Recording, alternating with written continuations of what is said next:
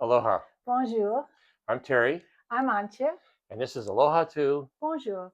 And what does that mean? Well, we'll tell you in this video and in videos to follow.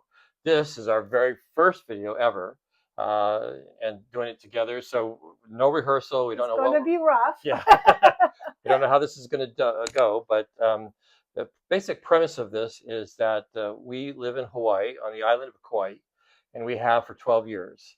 And we are now looking at moving to France. I'd say we're pretty committed at this point, but not 100%. So part of what's going to happen over these videos is you're going to go along with us as we um, talk about pros, cons. How are we going to get there? We have 3 dogs, so that's a big deal. Yes. How are we going to get them there? Um, and we are happen to be in Scotland at the moment, in Edinburgh, visiting our daughter. Um, She's getting her PhD. She's Um, got it. yeah, she got her PhD. That's right. Yep. So yesterday. Yesterday. So we're pretty proud of her. And then once we're done here, we're going to head over to France and continue our house hunt because house hunting, because we started that part of it quite some time ago. Yeah, we started it about a year and a half ago. And I had something in my head, but I forgot now what I was going to say about that. So as we do these videos, we've learned a lot. We've watched a lot of videos. We have spoken to a lot of people, and so as we go along, we also want to share with you what we learned, and so to help anybody who is maybe thinking about moving to France. And we welcome any comments that you might have Yes. that would help us because we're still in the process. Yes. We undertook the beginning of this process about a year and a half ago, and it really came about because well, the political climate in the U.S. has changed dramatically, and that drove us to want to look around and say, well, where else should we live or could we live? And it turns out, besides that, that Kauai happens to be one of the most expensive places in the world to live. Not that we have a lot of money, we just happen to be very fortunate in that we ended up there. That's another story, but Kauai, I think, is in the top 4 or 5% of the most expensive places to live in the world, and and we're retiring. I just actually retired from for the third time from a job a week ago. Yeah. And thankfully, we left the country, so we couldn't start again. Yeah, so right. we're gone for a month now, so hopefully we can make it so it doesn't work again. Yeah, so I won't be around for the next month, so people can pull me back in because I'm sure I could easily get pulled back in. But so because of those things, we kind of started looking around, and because of my age, I'll be 75 next month. It is next month, yeah, next month. Yep. Healthcare is really important, so we started looking around and did research online through videos, and these days, of course, you can use AI for a lot of help. And all over the world, by the way, we looked, and we had criteria that included how many poisonous animals are in this country, because Hawaii and Kauai, we don't have anything poisonous. We do have the centipede, which can hurt you, but it's not, deadly. I'm not sure if we do have we have a recluse spider, but and we have the black widow too, maybe. I don't know about the black widow. But so we looked at all kinds of countries, that kind of met our criteria, but we found a few that were like perfect climate-wise, very close to Kauai. And then we looked at the poisonous animals, and there was like 25 or 37 something, So searching, and then Terry came across France. Well, and about the poisonous animals, some people would say we're being silly, but you get spoiled because you can walk around any place in Hawaii and on our island, Kauai. Yeah, there's no poisonous snakes, so you can go chomping through the woods. Yeah, you don't have to. Yeah, there are no snakes, so you don't have to worry about that kind of stuff. There's no lions or tigers or bears on my. And so you don't have to worry about those kinds of things or running into those sorts of things, and you just get spoiled. You get spoiled with the confidence and ease of being able to get around. So we just said, okay, well, what, where else would be like that? Not that France, which is what we landed on, has no poisonous animals, but just not a lot. Or like some of the places we looked at, Panama or Yeah. Cambodia or Australia or whatever, You some of looked those at places. Cambodia too. What we looked at, yeah, I looked at other, Yeah. kind of started at the very beginning, like, well, what are the places? What are the least expensive? Where is good Also, healthcare? where do you hear? Oh, this is where expats are going these days, and Right. there are some countries that really you think, wow, is that really a country I want to go to? But so much has changed, and they're so lovely. But these animals are there are so many. And and as I said, healthcare was a really big deal for us. Mhm. So as we did some research, we found that France was, generally speaking, in the top 3 to 5 countries in the world with the best healthcare. The time we started looking, healthcare was free once you became a resident, but that's not true anymore. That's okay, because in all fairness, we should be able to pay for the healthcare that we get, because we haven't paid into the social System. security Yeah. system or their social system, Hmm. as some of the other people have. One of the other things is we talked about the political climate, and so Antje is a German citizen, Yeah. and After all these years. yeah, so that suddenly came into play because Hmm. the ease of getting visas versus, or not requiring a visa in her case, Hmm. versus some of these other countries and how we had to get in. I'm an American citizen, born in California. Um, but I can get over on a spousal visa, I hope. Um, We so hope. we'll see what happens with that. Yeah. Um, those are some of the factors. We can talk more about those in the future, but that's kind of what brought us to where we are today. Um, and we're going to be headed over to France next week. Yeah. Yep. Um, and Again. again, and start looking around. So we're pretty excited. Yeah. Like I just said, we have our criteria. Um, and one of the things we were looking for is, where could we buy a house and pay cash for it once we sold our home on Kauai? Where could we find a house that we could pay cash for or close to, and get a nice home, a little bit of property? We don't need a lot. Oh, whatever. Okay, so we started with a lot of property. So Terry's like, well, we have 3 dogs. I want them to run. I want them to run. And we actually, when we went in November, we looked at some properties that were huge, like what, 3 acres or something. Yeah, that's big And for us. and and so Terry, I'm like, I'm not going to mow this. And I'm sorry, I just hit my microphone.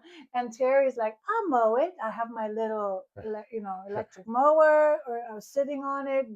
Just give me drink and water and Yeah. food, and off I go. And I'm like, well, how long are you going to be able to do that? I am not going to mow that. So now we've downsized the property a little bit.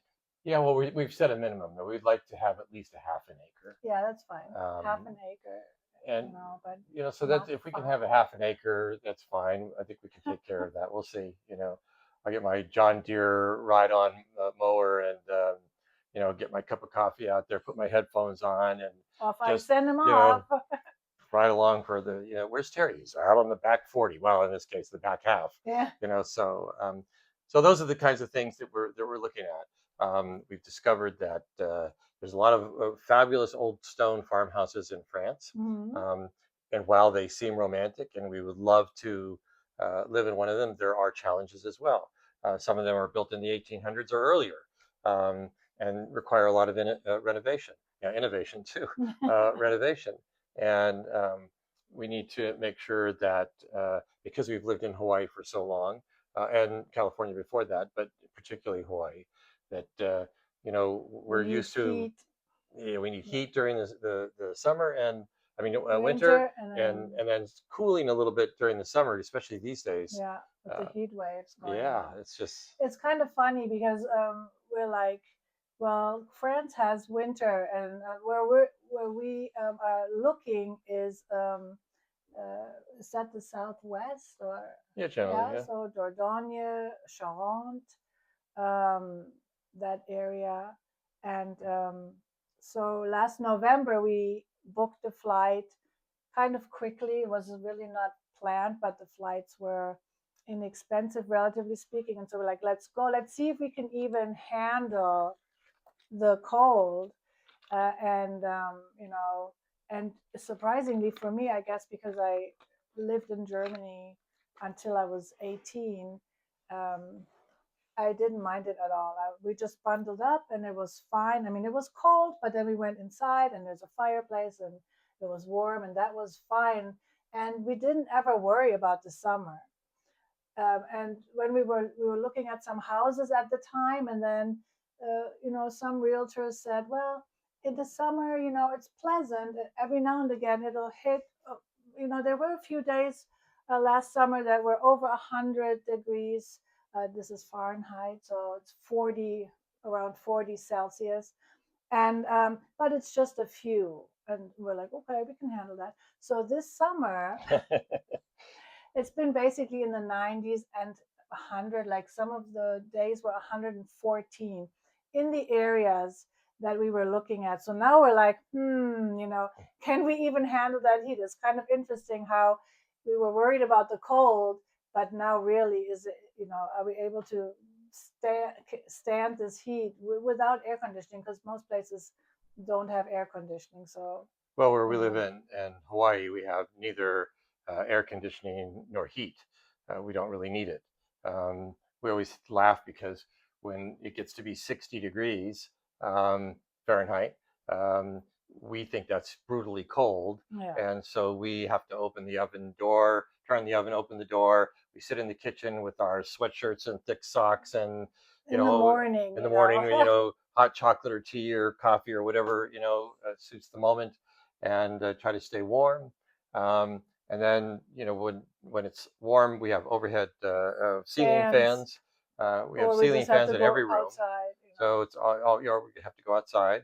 And thank goodness Hawaii has the trade winds blowing all the most of the time. time. So Hawaii in general, Kauai specifically, it's very, very temperate climate. It's very, there's no extremes, right? It's if it's hot, that's in the high 80s. If it's cold, you're getting into the low 60s, and that's about it, at least where we live. So those kinds of factors all come into play. And now here we are, and we're just sort of setting the stage for you. There'll be more to come. We've got lots of exploring to do, and we'll be telling you some of the things that we've discovered along the way. And I know there's lots of these videos out there, so we won't try to bore you with the same sort of thing that you already found out elsewhere. Hopefully, we can have a little fun along the way. I will show you some of the houses that we're going to look at, so that might be kind of fun. Um, and what we ended up doing was creating, or we are in the process of creating, a YouTube channel, Aloha to Bonjour, and that is going to be our journey, Yep. how we're making our way from Hawaii to the other, almost completely the other side of the world, literally, to France, and all the struggles and so forth that we're going to get, they're going to we're going to be facing to get there. We've got, like you said, Antje said, 3 dogs. 3 dogs, and that's tough. That's going to be difficult. It's a lot. It's a lot. So We just flew into we're in Edinburgh right now, and we just flew here. We got here day before yesterday, mhm. so we left Monday evening from Hawaii. It was 9:55. Our flight left, and we landed here at 5 p.m. give or take on Wednesday. So we So went from 2 days. Monday to Wednesday, and we were exhausted. We're still exhausted. We're out running around the city and doing all sorts of things, but we're very, very tired. So getting across is a long trip, and getting all of our things from there to here or to France anyway, and along with pets and so forth is not going to be easy. No, But we're kind of up for it. It's a big we're adventure. gonna try it. So, and along the way, I think it's going to be fun to talk about the obstacles and maybe you find out something new, or if you have experience or know things that we are asking about or question, you know, put it in the comments, as people say, and then we can, either respond or answer, or we can say, yay, thank you for the info, so. And that's about it for maybe for this first time out. Yeah, that's it. And So, you know, tell us what you think. Tell us if you have a place that you think we should look at. But basically, I can tell you that at the moment, anyway, we have focused on. We've started and built a circle. We've done a radius around the village of Saint-Priest-les-Fougères, and it's a village of about 350 people. It's beautiful. We fell in love with it. We had traveled all over the southwest of France the last time we were there, and we kind of focused on there. That doesn't mean it's going to have to be exactly in that village, but that's where we're headed this trip, and we're going to stay there for a couple of weeks Yeah. as we look around. And we kind of did a 25, 30-mile radius around that point and looking out around those areas to see what we can find. So if you have some comments or some thoughts, some information that might help, we know that visas and money exchange and all those things are going to come into play. We'll get around to talking about all those, but since this is our first video, Yeah. we've chatted it up a bit. Yeah. We'll leave it at that, and then we'll see where we go from here. But for now, we'll just say aloha. Ja, und bonsoir.